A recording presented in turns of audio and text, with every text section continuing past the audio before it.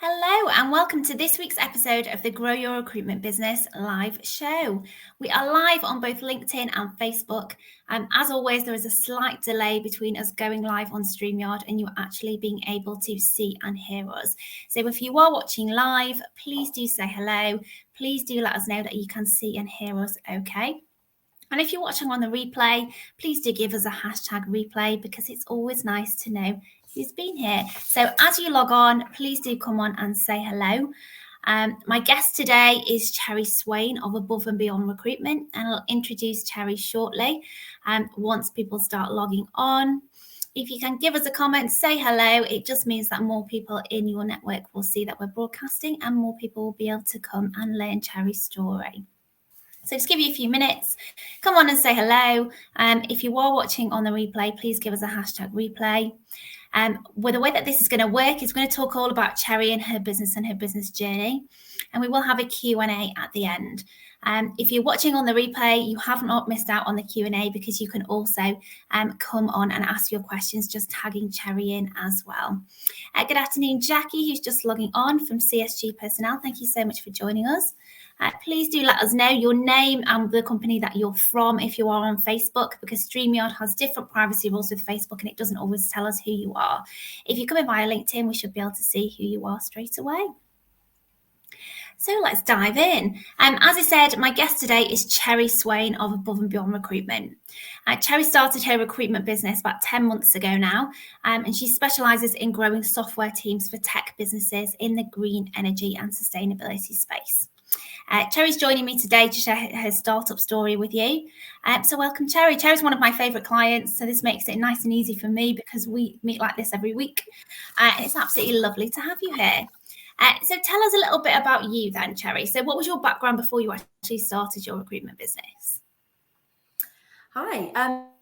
Yes, so I had about 14 years experience in recruitment in total. Fell straight into recruitment, as most of us do, I think, in all honesty, when I finished my degree and I started a kind of graduate training course at Hayes. So I started at Hayes in 2008, working in the construction and property division, literally as the financial crash happened. So within months of me starting, unemployment was soaring, nobody wanted to hire, and it was pretty much the toughest conditions to start a recruitment career in, you can imagine. So that was interesting. But I did that and very quickly absolutely fell in love with recruitment. I sort of thought, I'll do this for a bit while I figure out what I really want to do with my life. And then, just completely fell in love with all of it. And here I am 14 years later. So I did 4 years with Hayes, did all of the training, got up to kind of team lead level, managing a small team there.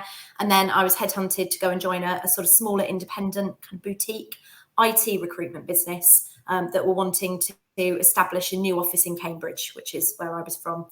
So I came on board and joined a kind of founding team there to build a presence in Cambridge and stayed there for about the next 10 years. Where I went from senior consultant in Cambridge to running our Cambridge branch, growing out the Cambridge team, and then ultimately becoming the sales director across our Cambridge and Bromley offices, running kind of 2 sales teams.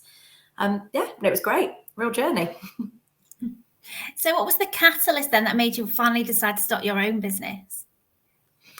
There were quite a few. I mean, the pandemic was probably the biggest one. I think I've always known I've wanted to run my own business. I've grown up as the daughter of a successful entrepreneur, dad running his own business my whole life, and always looked at that and thought, that's what I want to do. I want to run my own business. But the timing was never quite right. I wanted to start a family. I wasn't perhaps financially in a position to make that leap and do it. And I was scared, if I'm honest. It's a scary thing to do. I was progressing really nicely where I was, going up to sales director, and I never really stopped to think, was I happy? Then the pandemic hit. I was pregnant at the time, so I was put on furlough pregnant with my second child. I was put on furlough, and I had a period of a year where my furlough turned into maternity, and I had a really good opportunity to sort of sit and reflect and think, am I happy? Do I want to go back? And if I don't, what on earth would I do? And I think I realised my career had progressed for the sake of progression's sake, without necessarily being in the direction I wanted it to be in. I really missed the hands-on stuff. I really missed working with clients, working with candidates, filling jobs, that buzz you get when someone accepts an offer. I'd gotten further and further away from that, and I wanted to get back to it. So there was that element. I knew I couldn't perhaps take that step back and stay where I was. I think perhaps there was a bit of ego wrapped up in that, but I think it's really hard to go from being a director in a business and sitting at the table to going back to running a desk. That would have been a difficult transition for me. So yeah, I just had a chance to stop and reflect and think, right, well, if I want to get back to doing hands-on, I've always wanted to run my own business, but the timing's never been right. If not now, when? So yeah, I decided to make the leap. It's funny how when you have a break, whether it be maternity or whether it be enforced like the pandemic, it actually gives us a chance to stop and really think about what's important and what we want to do, isn't it? There've been so many amazing recruitment companies that have been literally born out of the pandemic, and so many kind of owners that have said to me, I would have never done it had I not had that chance, because like you, they were just moving up, and that was just kind of the journey they were on, and they never really had a chance to think about whether it was intentional or not. Yeah, and another thing wrapped up in it. There's a couple of other bits, but I'm a really loyal person. I'm a really, really loyal person, and I'd been there a really long time. I had really great relationships, and actually the fact I hadn't been there for a year made it so much easier to go, because I didn't feel I was leaving anybody in the lurch, because they hadn't had me for a year. It didn't, and also from a kind of non-compete and a client perspective, it made that a lot easier, because I hadn't had any visibility of the clients they were working with for a year. So again, it was easier to go. But also there was a lot about family and a lot about flexibility for me as well. I was commuting a lot in my role, and around the time of the pandemic, my eldest started primary school, and just I spent his first year of primary school being able to drop him off every day, pick him up every day, being there if he needed me. If I forgot the PE kit, I could run around the corner. I couldn't do that if I was commuting to Kent. So the ability to be able to do something right where I am now from my kitchen table was also really important.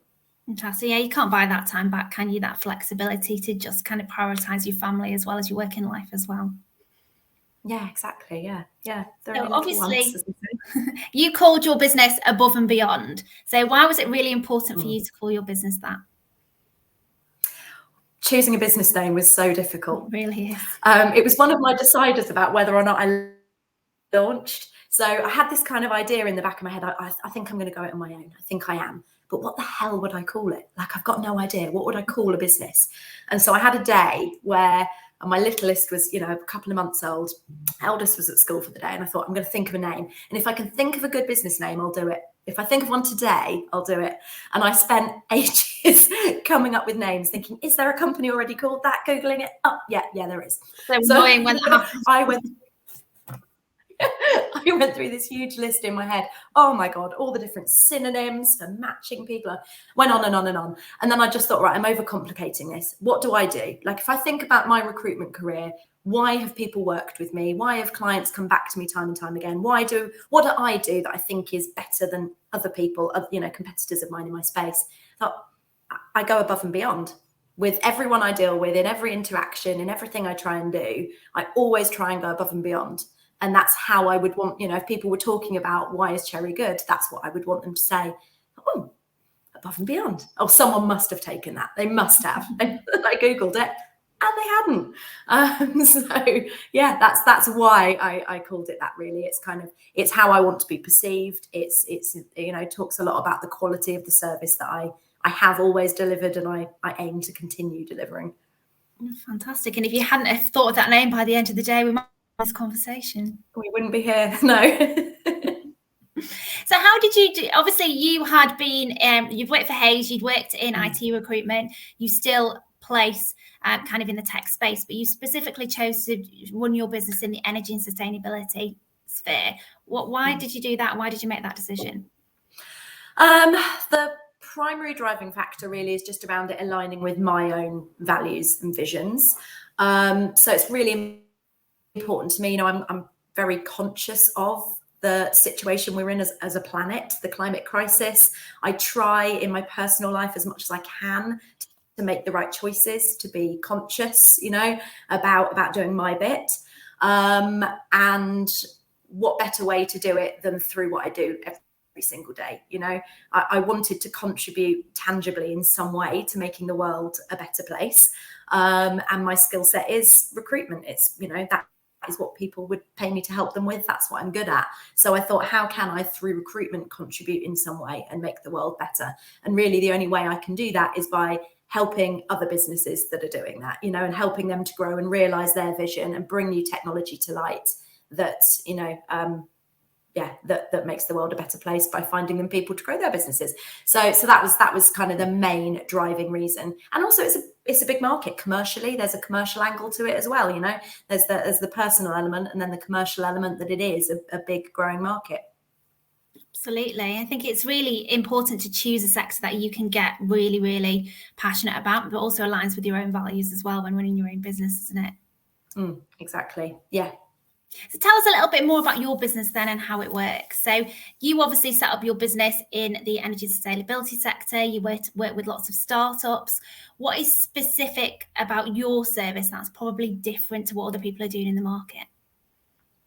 So I often get told it is very different. So whenever I speak to new prospective clients, they always say, oh, that's quite different. So the way I work is I work solely retained. To this point, over the last 10 months, all my recruitment's been permanent, although I have started to take on more contract work now, and that's, part of my future plans. But to this point, all permanent, all retained. I work with almost exclusively startups and scale-up businesses, really because that's historically where I've done a lot of my recruitments. That's kind of where a lot of my knowledge and expertise is, but also because it's what I'm passionate about. I love working with founders. I love working with kind of startup teams that are really excited about bringing a new idea to life and helping them find people to do that. I enjoy that much more than, any of the big corporate PSLs that I've ever been part of. It's the sort of startup stuff that really gets me. So working with startups, perm, retained recruitment. And then within that, I kind of offer quite a broad service. So it tends to incorporate quite a lot of employer brand consultancy, quite a lot of marketing that I involve in the recruitment process. So it's not just taking a brief, finding CVs and filling the job. I tend to kind of wrap in quite a lot about how they position themselves as a business throughout that recruitment process as well. And then I also have another kind of string to my bow that I've developed over the last sort of month or two around training. So actually working with in-house recruitment teams within businesses, perhaps where they've got their own in-house recruiter. If that in-house recruiter isn't from tech, or perhaps is slightly more junior or isn't necessarily getting engagement or success through their direct channels, then doing some training with internal recruitment teams as well. Fantastic. So you mentioned there that you purely work on a retained basis. Why was that something that you started from the beginning? Because I know that retained recruitment is kind of a big thing in the industry right now, but you for both yourself and your clients, didn't you? I did. So there's a few reasons for it. I mean, the first reason was pure necessity, right? The idea was born out of necessity. It was born out of me needing to start a business on a very, very small budget and thinking in practical terms about how I could possibly keep a business running for the amount of time it would take to win my first client, fill my first job, and wait out what is probably in tech going to be a 3-month notice period. And then the next 30 days until I then get paid, right? So I was thinking, oh God, this could be 7 or 8 months until I get any money in the bank. And I don't know how I'm going to do that. So the idea was born out of necessity, where I actually listened to Louise Archer, who does retained recruitment training, on, I think it was the TRN podcast. And I was cleaning the house that day listening to it, and I went, oh, retained, I could do retained. And I'd had some experience of retained before. I'd taken on quite a few retained assignments throughout my career, but yeah, it hit me in that moment that actually cash flow wise, that's what I need to do to get this off the ground. But as that idea kind of settled with me, the more and more I realized it was actually the right way to do it. I mean, from a kind of market perspective, the candidate market, I think in all sectors is, I think most people would agree, the most ridiculous it's ever been. It's really difficult to find good people at the moment. And in tech, that seems particularly exacerbated.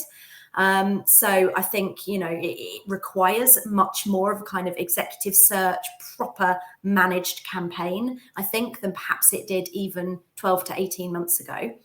So I think there's that element, the market demands it.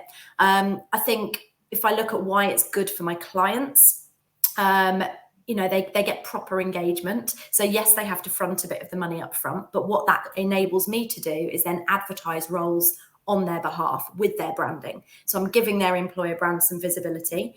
I think it drives better candidate engagement because the candidates are already engaged with the mission and the purpose and the values of the business that you're representing when they actually come and, have that initial conversation with you. So you're not trying to sell them on, something you can't disclose. You can be quite explicit about the company and why they're so great. I think also I give a lot of, time and effort and energy to each client. I can afford to take on a much smaller portfolio of businesses and then really really give them a lot of time. I'm not trying to fill 25 jobs at once. I'm focused on 4, or I'm filling those 4 and getting 100% fill rate on everything. So I think clients perhaps get a lot more of my time and my involvement. I get involved in things outside of just the actual recruitment campaign because they've retained me up front. I get involved in working with their marketing agencies that they might be using to build recruitment campaigns. And, I get involved in lots of other things for them that they wouldn't necessarily get from a kind of traditional approach. And it works for me because all of the time that I'm spending on sourcing and all of the time I'm spending on coaching candidates through interviews, I know I'm being paid for. There isn't the risk that if the candidate pulls out, I actually end up having nothing to show for the months and months of work I put in. I know my time's being, kind of fairly remunerated, I suppose. So, yeah. Fantastic. And you mentioned employer branding there, and I know that you are really passionate about. Now, because you work or retain, you can actually get actively involved in that with the clients. You actually help them with that as well, don't you? I do, yeah. Yeah, I do. Yeah, I get quite involved. So for people that I know, employer branding, again, it's something that's really kind of talked about a lot at the moment. And I actually put a post out the other day to recruitment companies just to say that obviously recruitment companies are crying out for consultants, but they're not doing either any employer branding or very, very little. And it's not enough for a company to give their job to a recruiter. They need to actually make candidates want to work for them as well. So how do you actually help clients to put together their employer brand? So it's a long process, and some are further down the journey than others. I work with startups primarily. A lot of them are at really early stage, kind of pre-Series A, pre-seed investment stages. And some are kind of, a little bit more mature in developing out their employer brand than others. So actually what I do for them is kind of bespoke according to that client, where they are on that journey and what their needs are. But it involves a whole host of things, right from getting them to understand why their company is a great place to work in the first place, getting them to be able to kind of articulate to me what their values are, what their mission and purpose is as a business, how they want their potential employees, their future employees, to align with those values and what those values would look like in action. So we really understand the types of people that we're going out and targeting.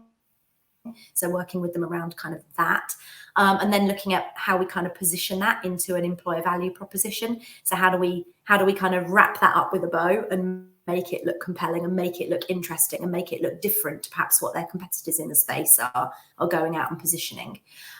We look at everything from how they've been advertising their roles, how they're writing about what their environment is and what they offer to people, but about also how they've kind of got some more kind of, I suppose, consistency in their external communications around both visually and in long form text, around, because lots of companies that haven't really thought this stuff through, every job advert looks different. How they're selling the business looks different in every job advert. And it's about kind of pulling some consistency in and working with them to build out, something that looks a bit more polished, I suppose. And then also getting them to kind of put some strategies in place around how they build social proof. So how they get their existing employees to become advocates and talk about what a great place it is to work, whether that be through Glassdoor, whether that be through kind of, testimonials on their careers page, whatever that might be. So there's lots of different facets to it, but essentially it's about getting them to understand, what their values are and why it's a great place to work, looking at how we kind of wrap that up with a bow, building some consistency through their external communications, and then getting some social proof in place as well. Fantastic. So the service that you offer is much more than just recruitment, isn't it? It's a managed service from beginning to end. Absolutely. Yeah, I get involved in kind of all elements of it. I found myself a few months ago in a Slack channel with one of my clients, their external marketing company, and me building out their new careers site. That's something I would have never done, back when I started my recruitment career. So yeah, it's Fantastic. interesting. So obviously 10 months down the line, you have built something that, you have had some really good success so far. You're building a reputation in the market for being different. And you've chosen to obviously look at a retained model, and that's working really well for you. What would you say have been your biggest challenges so far? So many. Every day is a challenge. I would say, so there's a couple. I think first of all, it's probably the resilience bit. It's how I deal with, the inevitable counter offers or offer declines that we all get. And being able to kind of pick yourself up and deal with those when you don't have a colleague in the office that you can talk to. I think, I work by myself at the moment. I've got a couple of people who work with me, but I'm not in an office. I don't have colleagues around me, just my other half. And, he's a builder. He doesn't know. So just being able to kind of, being able to be resilient completely on your own, go through adversity and pick yourself back up and, be positive the next day when you're not really feeling like it. So I'd say that's kind of challenge number one. And challenge number two is probably just kind of feeling out that journey of how you grow and how you scale and when and how, and understanding how much is too much to take on. I definitely had a tipping point. I know we talked a lot about this, didn't we, Lindsay, around Christmas time, where I had taken on more and more and more work. And I got to a point just before Christmas where I was the busiest I had been, and I didn't know my limits. I was feeling it out as I went, what point was going to be my breaking point. I didn't know. Was it 6 vacancies, 8 vacancies, 10 vacancies? At what point did I need more help? And if I did need more help, what was that help going to look like? And kind of being able to navigate that, understand where those boundaries are, understanding when to bring external help on, in what form, and then how to manage those people and work with those people. And so that has also been one of the biggest challenges, kind of feeling that out, and then balancing it all with running a household, being a mother of 2 young boys, and trying to make sure everyone's got clean pants and the jobs are filled. I like that. We should have that as a quote. Yeah. We should fill your jobs and everyone wears clean pants. We're doing well. Yeah. It's one of those things, isn't it? When you start a business as a recruiter, you're very good at the recruitment side of things, but you don't necessarily know how to run a business. So you kind of feel your way as you go along, and it can be a little bit lonely, can't it? But by all means, I think we all get to that point where you get to that tipping point, whether it be, 8 months down the line like you, or whether it be a year, or whether it be 5 years, where you have to know, what your limits are, and you have to decide whether actually you want to be a one-person business and this is the sort of amount of vacancies you can handle and do a proper job for your clients, or whether it's actually time to grow and kind of start hiring those first people, and then what those people look like and where you're going to find them and how you're going to manage them. And whatever size your business is, you're always going to have challenges. It's obviously making sure that you are kind of consciously aware of where you're up to and where you're headed, isn't it? Absolutely. And that's all the stuff I advise a lot of my clients on. And when it's not my business and I'm advising someone else on it, brilliant, I know exactly what to say. But being able to actually follow that advice when it's your business and your heart on the line, it's much harder. Absolutely. You've got a lot more to lose as well, haven't you? So obviously those are your biggest challenges. What would you say have been your biggest achievements in the last 10 months? Oh, tricky. Well, I think number one would be I did it, right? So actually the day I pressed go live on my website, and knowing that I had done every single little bit of that myself, and I'd done every single little bit of that with a 3-month baby, sometimes sleeping, a lot of the time not, next to me. Everything from the logo, the brand, the website, the everything. I think pressing launch on day one was a big one for me. But since then, there've been lots of little ones along the way. So some of the assignments that I've been given that have been really exciting, roles that businesses have trusted me with, directors of engineering, and some really, really kind of chunky, important and exciting roles. I think one of them was running a round table. So a couple of weeks ago, I run a community, I run a group for founders of positive impact tech businesses. And I ran my first roundtable event about 3 or 4 weeks ago, which was all about funding, how they fund their businesses for growth, and managed to get 3 really great speakers, really quite impressive venture capitalists came on and spoke to a team of about, I think it was about 10 or 12 founders kind of on a virtual roundtable. And it went really well, you know, without a hitch, and it was really good. And I just had that kind of moment of, oh, I actually made that happen. It happened, and people have enjoyed it, and they got value from it. And it, you know, something that I kind of thought of as an idea that, you know, that had actually come to life, which was nice. So yeah, there've been lots of kind of little successes along the way, but I'd say they're kind of three highlights.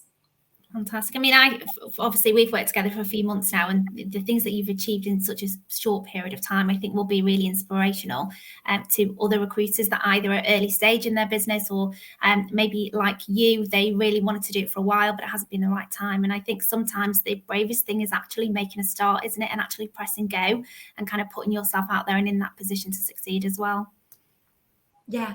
And I've learned that, you know, I think you taught me this quite early on, just do it. And if the first time you do something, it's rubbish, it doesn't matter, because you'll get better at it, and no one will remember the first go round you had at it. So when I was first, you know, recording video content, I know you're saying your first videos aren't going to be your best videos, but just put them out there. And over time they'll get better and they'll get more polished. And I've definitely learned that, you know, I've reiterated my website multiple times. I've done lots of different versions of things I've done, and each time they've got better and better. But you're right, it's just having the guts to just do it in the first place and then building upon it, not waiting until it's perfect before you put something out there.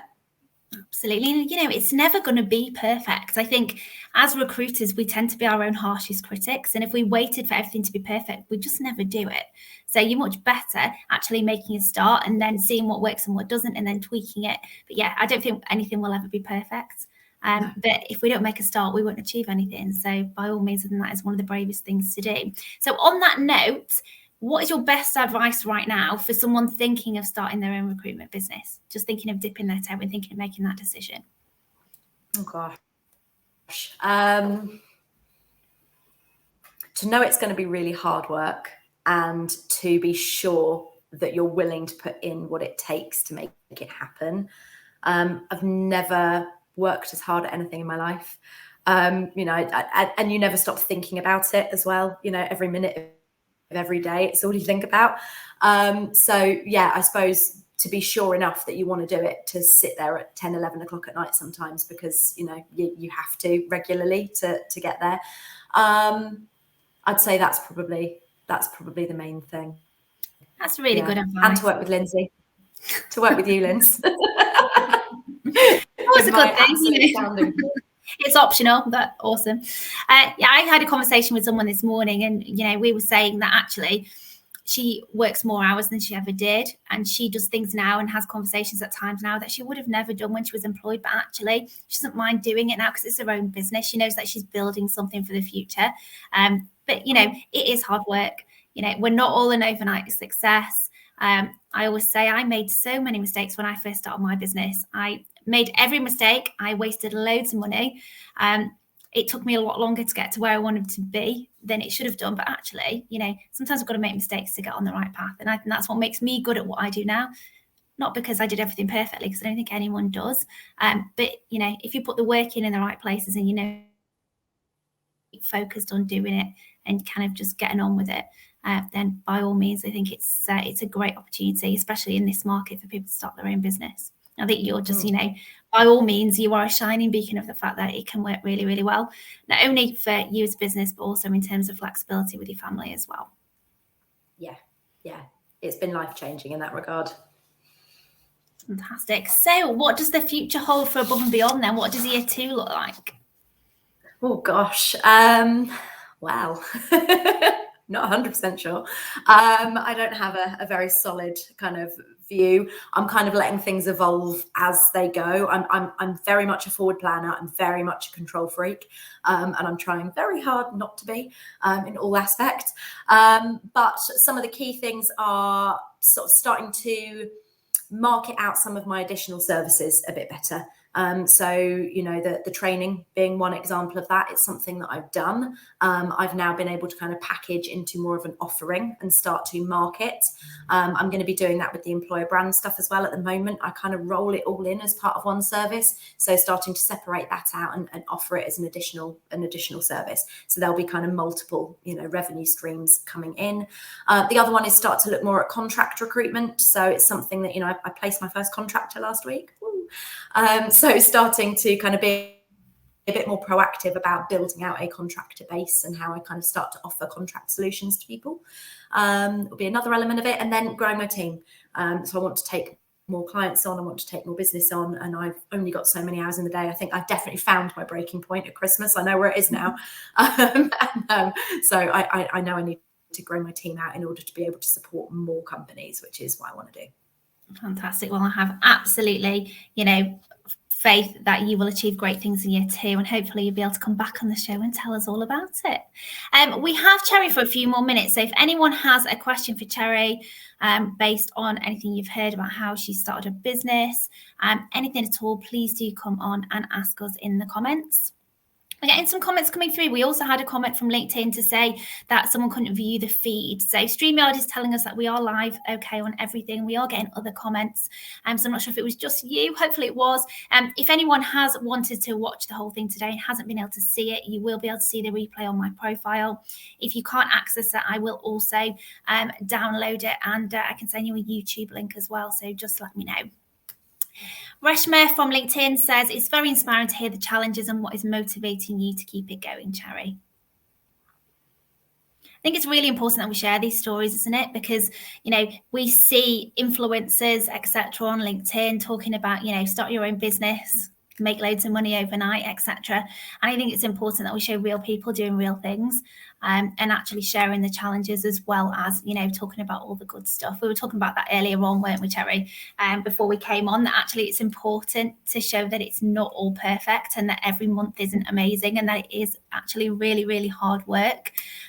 You know, it's absolutely worth it. I started my own business in 2010, and I would never go back. But, you know, there are some hard times along the way. And when it's your own business, you know, you're responsible for it all. So yeah, by all means, you know, it's not easy money, and it won't happen overnight either. So it's really important to share that.